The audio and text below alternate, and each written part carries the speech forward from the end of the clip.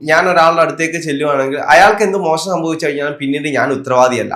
ഞാൻ കൊണ്ടുചെന്ന് ചോദ്യം ചോദിക്കുമ്പോൾ ഇപ്പൊ ചില ആളുകളൊക്കെ നിഷ്കളങ്കമായിട്ട് ഉത്തരം പറയും. ചിലപ്പോൾ അവരുടെ മനസ്സിലുള്ളത് മുഴുവൻ അവർ പറഞ്ഞെന്നിരിക്കാം. അതിനുശേഷം അതിന്റെ തിക്താനുഭവം അനുഭവിക്കേണ്ടി വരുന്നത് അവർ തന്നെ ആയിരിക്കാം.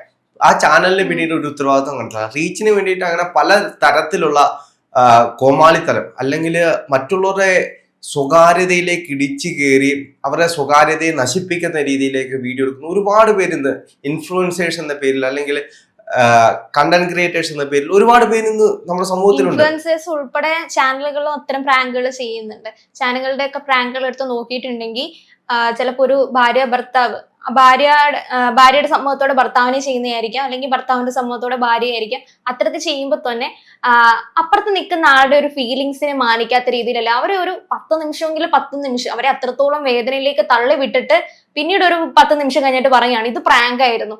അതിന് എന്ത് അടിസ്ഥാനമാണുള്ളത്? അവരനുഭവിച്ച ഒരു വേദന അതും അവർക്ക് 10 നിമിഷം കഴിഞ്ഞിട്ട് പറയുമ്പോൾ മാറ്റി കൊടുക്കാൻ പറ്റില്ലല്ലോ. എന്നിട്ട് അവർ പിന്നെ പറയുന്നതാണ് എന്നാ ഭർത്താവ് അല്ലെങ്കിൽ ഭാര്യ ഇനി ഇങ്ങനെ ഒരു തെറ്റ് ചെയ്യില്ല, തെറ്റ് ചെയ്ത് അവർ ഇങ്ങനെ ആയിരിക്കും പ്രതികരിക്കുന്നത്. ഇത്തരം വർത്താനങ്ങൾക്കൊക്കെ എന്ത് അടിസ്ഥാനമാണുള്ളത്?